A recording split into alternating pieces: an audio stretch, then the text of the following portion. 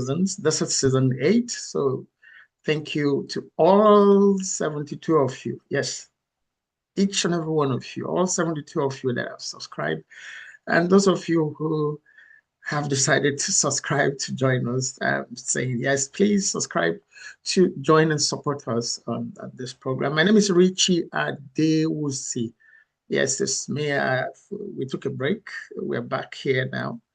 Okay, and it's for good things. The best thing, actually, parenting. Okay, so hang tight.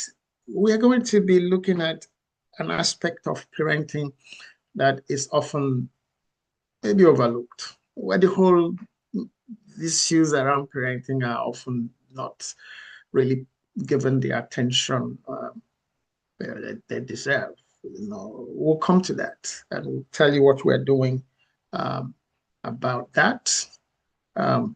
From the images you see behind me, you probably would know that by now. From the last time you saw us here, you joined us here.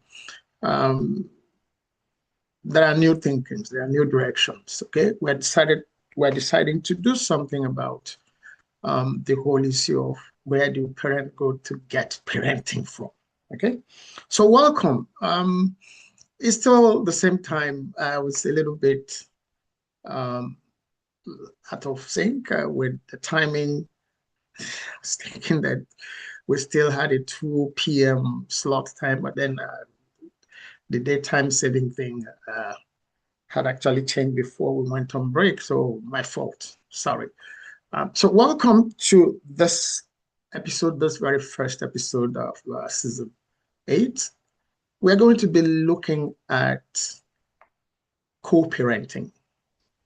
Co-parenting. Okay, and consider this episode well as maybe introductory to that whole series. And parenting is important. We have established that on this program. Parenting needs to be done against the backdrop of your culture, your traditions, your family values, etiquettes, and legal codes of, well, the society in which you are raising your family. Okay? Now, in the process of doing that, parenting, raising your family, that is, things can happen. Okay? Couples can go on different paths for different reasons. We'll come to some of those reasons in this introductory part, and then we'll go into details of what to do, how to cope, how to manage, and that's why the sub-theme for this whole series is effectiveness. That means effective co-parenting strategies that work. I need to also tell you here that we are taking insights from my upcoming book of the same title, Effective Co-Parenting Strategies That Work. Okay, you'll be seeing the book shortly, so don't worry. Now, why would we be talking about co-parenting at all in the first place?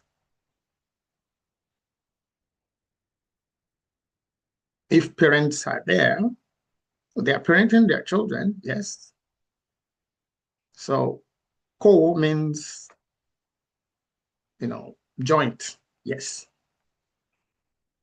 Now, co-parenting should not only be understood from the point of view of people divorcing or separating, or even traveling or walking from different cities, and then people co-parent, couples co-parent even when they live together. In certain environments, people work different shifts. Okay? People work different times. So, especially in today's world, that brings a different kind of strain to the whole parenting issue. So, we're going to take us through strategies that can help, that would help, that has helped, that is helping, you know, couples within that whole scenario of having to co-parent, whether it is because separation has happened by way of divorce or by way of, well, separation itself, or by way of their travel, study, work, they live in different environments. I mean, the couple, the parents, all of it, all of those things bring different kinds of strength and emotional, psychological, and in some cases, physiological challenges on the subject of our interest in this whole story, our children, our tomorrow. So the whole idea is to help us to get to see, you know, get acquainted with those strategies, those practices that could help, that would help, that do help couples, parents, partners focus on the real prize, our children, for the sake of our children, to get on with getting on with ourselves, even when we are not, you know, well, together for different kinds of reasons. And like I said, in subsequent episodes, we'll take some of those reasons for which people, couples, partners, spouses, um, maybe are no longer in the same place to be with their children. Okay? But suffice it to say here that to have children in the very first place, somebody will say, Richie, why are you sounding like a broken record? I'm broken because it's important. To have children at all in the first place, you have to be intentional. Just like any serious thing you want to do in life. That's probably the most serious thing you're going to be thinking about doing in life, having children. It starts with your partner. Who are you picking to have the children with? It starts with having serious conversations about and coming to an agreement that you, both of you, really want to have children. Not one person saying, oh, well, I want to have children. Well, I really am. Well, do I really want to? Say it. Don't say, don't worry, when we get to that bridge, we'll cross it. No, no, no, no. Don't wait to any bridge. Discuss it at that point of courtship. I don't want to have children, just in case you know, does it matter to you? Oh, it matters to me. Then move on. So you have children that you plan for. You know, you intentionally, you plan for having children. If you plan for having children, you plan for how you're going to parent them. So that even when the unexpected happens, by whatever reason, for whatever reason, you have strategies. You already have, there is a bond with the children already that would form the basis, you know, around which you continue with caring for them. Parenting is not one person's job. Like we say, parenting is a team endeavor. It's a lifetime, full-time job. But things happen to affect the job itself. The two individuals who bring children about, things can happen to them. That's the basis, that's the foundation, parenting. But when that foundation is shaken or maybe broken, what do we do with the children?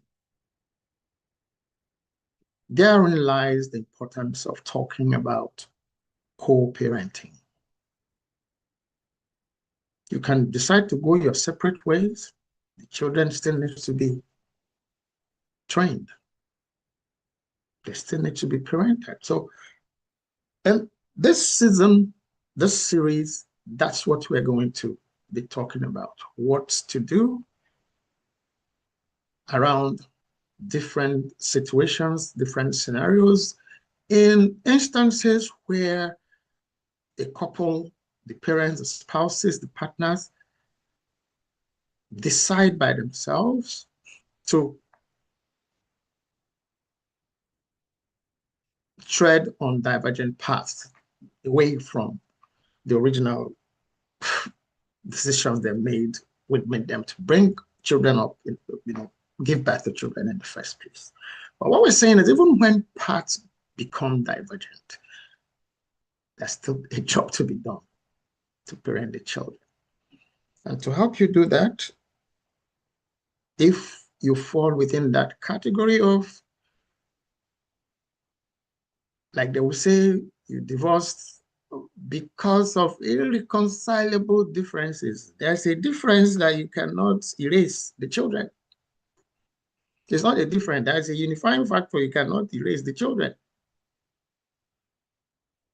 Okay, we separated because, well, again, irreconcilable differences. The children are still there. In most cases, confused. When we get to specific issue areas, we'll share experiences, personal and professional, in this issue area to let you know, have an understanding that, one, you are not alone. Two, you still get things done. You should still get things done. You must still get things done when it comes to at least getting your children to get to that point you are before you're saying, I'm a parent. You have a responsibility to bring them up to also become parents.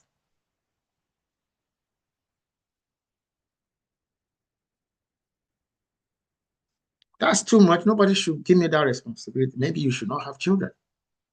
Yeah.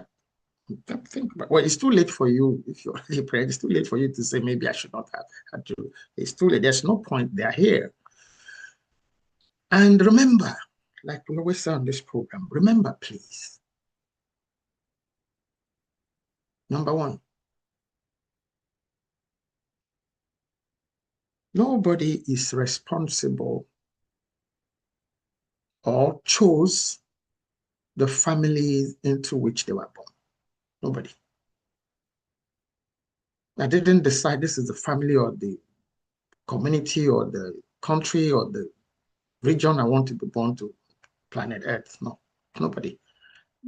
If you know anybody who chose where they're going, please notify me. I would like to research the person. Okay, that's number one. Number two, growing from number one.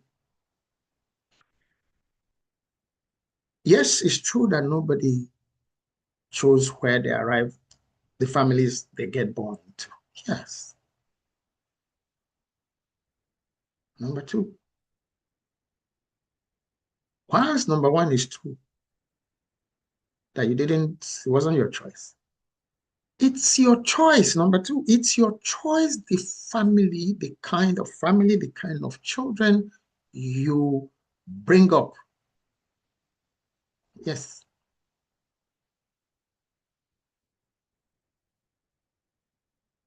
If that resonates with you, even if you have gone your divergent ways, separate ways,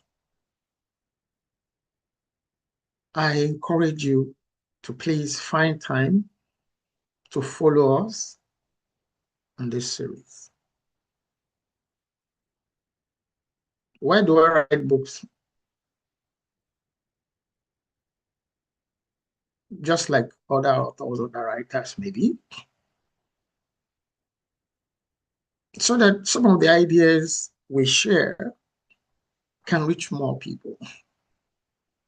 Those who you need some, resolutions to some issues that are challenging. You look for where can I find it? That's what books are there for. And that's why programs like this here. You go online, you're checking on Google, wherever, where can I find co-parenting? They're there. So we'll take you through other, maybe some perspectives that maybe you will be hearing or you get acquainted with, maybe not for the first time, but if I'm saying what you had before, it means it's important for you to hear it, for you to take them seriously. So you went your separate ways for whatever reason. Sometimes when you hear co-parenting, it would also be because people have divorced or they're separated, because, like I mentioned earlier, work, study, even vacation. When you go on vacation, it's not every time you go on vacation that you go with your children. And it's not every time that couples go on vacation together. So even while you're on vacation, there are things that still need your attention. Going on that or those vacations also require you planning for what's going to happen with your children if you are not traveling with them. Even when you're traveling with them, it's not everywhere you go to do that you go with your children. If you've gone on family vacation before, you would understand that, look, this whole series, we took all of those into consideration. And the book itself, same thing. You, as parents, you deserve your me time, we time, yes, no? But even in those your we time, me time, you still need to put them into consideration. Remember, they didn't apply to come to your family. That's important. They didn't apply to come to your family. Because they didn't apply to come to your family, you should work at protecting them. While doing that, you're protecting tomorrow, because what they see you do, we can't say that enough on this program. What your children see you do is where they're going to start from in their own relationships. Okay? As always, on this program, we always produce a video for you to put, well, all of the things we're putting across to you in a wrap, so that you could go back to the video itself. You can share the video. It's produced separately. We're just going to play it back for you here. And in this particular video, you are going to hear the different issue areas we're going to cover this season in this series on effective co-parenting. Okay, so I'm going to pause here to play you the video, for the video to be played back for you. And when we return, we're going to take, contributions from community members as far as issues in co-parenting are concerned, and then we wrap it up. for today, okay? So don't go away. Please enjoy the video and then please engage. Please send us your comments, your feedback, your questions, and please subscribe to support us, okay, in this program. We can't be here by ourselves if you are not there. So thank you for being there. If you have subscribed already, if you've not, please kindly subscribe, okay? Thank you. See you at the other side of the video. Parenting after separation or divorce can feel overwhelming. You may find yourself constantly juggling schedules, emotions, and important decisions, all while trying to make sure your children feel safe and loved. This video is the first in a series about co-parenting, designed to give you a clear picture of what it takes to build a stable and nurturing environment for your children. Please watch this video till the end, subscribe to the #SlowParenting podcast, and turn on your notifications so that you don't miss any videos in this series. Even when parents live apart, children notice the way adults handle daily life and challenges. Their sense of security, trust, and emotional well-being often depend on how routines, responsibilities, and decisions are handled between parents. Understanding the bigger picture of co-parenting can make a real difference in how children adapt and thrive during this period of change. Based on Dr. Richie Adewusi's book, Effective Co-Parenting: Strategies for Success, through this series, we will cover some of the most important areas for successful co-parenting. Here are 5 of the topics we will explore. 1. Understanding co-parenting dynamics. Learn what co-parenting truly means beyond dividing time. This topic explores how parents' behaviors, routines, and decisions shape children's emotional security and how to navigate this new relationship role effectively. 2. Building a foundation for effective communication. Discover strategies for exchanging information, discussing decisions, and staying coordinated in ways that reduce stress and create consistency for your children. 3. Navigating conflict with grace. Explore methods for managing disagreements without putting children in the middle. Parents get to learn to approach challenges calmly, find solutions that work for everyone, and model healthy problem solving. 4. Caring for children's emotional well-being. Understand how to recognize the emotional signals your children may be sending, clarify and validate their feelings, and support them through transitions so they feel understood and safe. 5. Self-care for co-parents. Learn why taking care of your own mental, emotional, and physical health is essential. When parents are supported and balanced, they can show up for their children in a consistent and loving way. These issue areas would give you a clear framework for how to approach co-parenting intentionally. They are designed to help you create an environment where children feel secure and cared for, while also allowing parents to navigate challenges with confidence and purpose. By understanding the dynamics, practicing thoughtful routines, and maintaining a focus on both your children's needs and your own well-being, you can start building a stronger foundation for your family's future. Thank you for watching. Please like and share if you enjoyed this video, and leave your thoughts in the comments section below. Share it with another parent who might benefit, and stay connected to the #SlowParenting podcast. For a deeper look, check out our full 1-hour livestream on this topic, introducing our co-parenting series, available now on the #SlowParenting podcast YouTube channel. Subscribe and turn on notifications so you do not miss the next video in this series, as we continue exploring co-parenting strategies for every stage.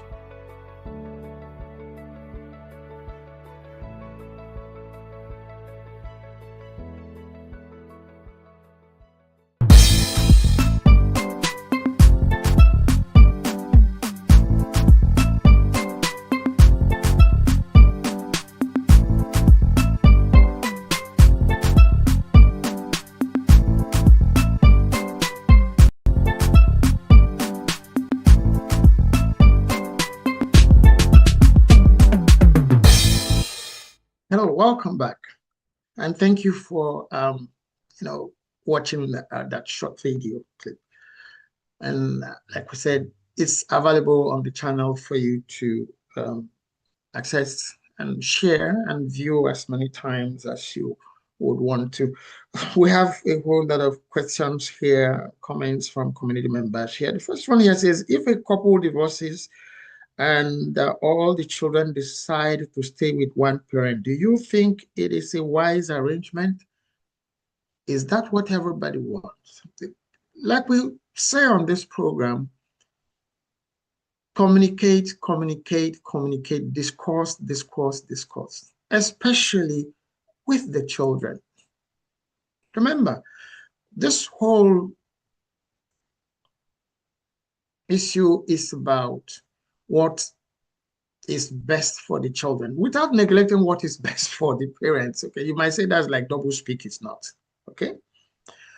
If the children decide that they want to stay with one parent, find a way to work it out. Remember, we will get into all of those in subsequent, episodes. It's still on you, both of you. Okay? The children need both parents. That they decide to stay in one place, there would be times to how to arrange mates. They go to school, they go to church, their neighborhood places. You arrange. We'll get to all of those. So I don't want to preempt the subsequent episodes of the program. It's what you need to work out. It's still both of you. The children can decide. So if that's what they choose, don't fight it, but work out ways by which you still be there for them. Okay? Thank God for technology. Different people are on this call right now from different parts of the world. Okay? So you could do something about being in different places and also be able to reach your children. Another community member here said, what are the differences in how parents should break the news of divorce to adult children and how they should do the same to younger children? You've already divided it. You've already separated adult children. The first thing I must tell you here is whatever you do or did was never a surprise to the children. They watched you all the way. They feel it all the way. And as we progress in this series, I will tell you stories to bring you to know that your children know what's going on. Some of them are not given to confront you or ask you questions directly. They'll be hurting. They'll feel it one way or the other, and some will show it, some will vocalize it. So the way you bring them into it's still the same thing. Communicate, discuss. Okay. Does it really matter how separated parents talk about each other in front of course, whether separated or together, how you talk about yourselves in the presence or in the absence of your children matter. Okay, we'll still come to that. We'll have, this people, the people asking this are like, I should talk about, subsequent episode now. Okay, now we'll get there. Just follow us, follow the stream, follow the podcast. You'll get all of that. Do you think it is true that children of divorced parents can never grow up correctly because of the family division? That's one of the reasons we're doing this program. We're doing this series to challenge that myth. There are people who, unfortunately, their parents divorced or separated or brought up in different environments that are responsible members of society wherever they find themselves. So we would also take that. It's a challenge. It's a probability. But then for it not to become a reality is part of why we're running this series, why I've written that book, why I'm running this series, to share experiences of different people, and how they overcame, they had to overcome that. When exactly do you think it becomes necessary for parents to separate or divorce? That's not part of this program, okay? So that's not part of this series, okay? If possible, don't. But then for everybody's well-being, when you get to a point, like I said, discuss it with everybody. Okay. What if one of the divorced parents is physically or emotionally abused individually? Is it not better if there is no communication at all? Remember, the issue here is not so much of it's the children. That you are broken, that you are hurt, that you should not now manufacture a group of broken and hurting individuals who would also get into relation. That's the issue. They would also get into relationship, whether anybody, even whether they themselves like it or not, they will get into relationship. They will have children. The same things would be passed down. It needs to stop. That's why we're doing this, okay? How can parents measure progress when co-parenting feels slow and messy? Oh, it is happening already. It wouldn't always be smooth. It wouldn't always be prim and proper. Okay? Part of coping with that, part of managing the messiness, the slowness, it's part of why we are running this and part of why you should remain to join us every episode. Okay? Do children need to adapt themselves to keep peace between parents? Yes and no. They shouldn't get involved in your fights in the first place. They shouldn't get involved in your misunderstandings in the first place. And that's part of this program. Get there. What do you say to young people raised by separated parents that say they do not want to marry because they have seen how bad it is? That's an issue. It's a very serious challenge. Once again, it's part of why we are here. People brought you up. God's injunction is go, multiply. Somebody gave birth to you. That people misbehaved, it's no reason why you should misbehave. Okay? And that's why other community members, in Africa, they say it takes a village to bring a child up. Okay? So that's why there are other support programs, support structures in place to help you know that, yes, challenges might come, which is part of why we're running this program. This is part of the resource that you need, if you are in that category, to see that, yes, it happened to your parents, with your parents, but you can decide to make a difference, you can decide to be that difference, okay? How does a parent introduce new partners to their children and former spouses after divorce? I have noticed many parents try to be sneaky about it. Communicate, communicate, communicate. Have to discuss.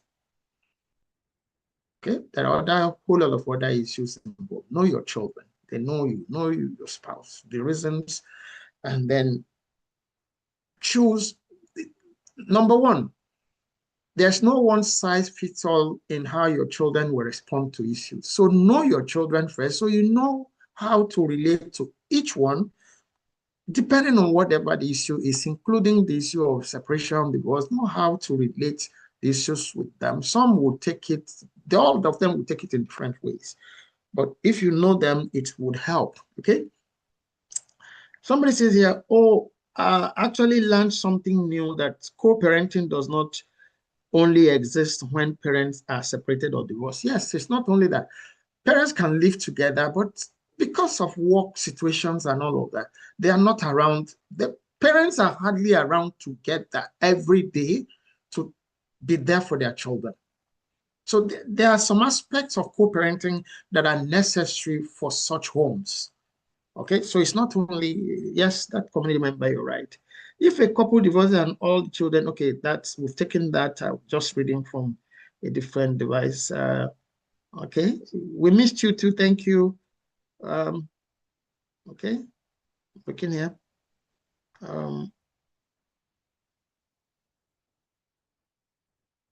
Okay, thank you also very much.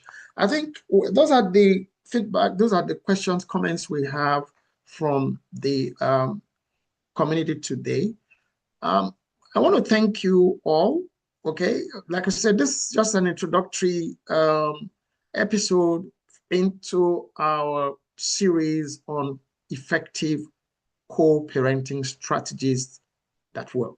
Okay, when we return this same time next Wednesday, next week, same time, 1 p.m. Eastern Standard Time, US and Canada, and 7 p.m. West Africa time, including Nigeria, we would go into specific chapter by chapter. I encourage you to go back and listen to that video that we produced for the program today.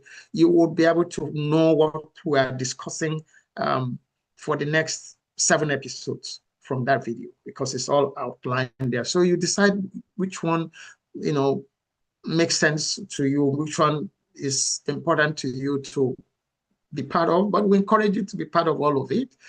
First by please subscribe to support us, to engage in this community. We thank you so very much for being part of our story on the Slow Parenting Podcast. My name is Richie Adewusi. Till I come your way again next week, same time, I say bye-bye, take care, and keep talking, okay? Thank you.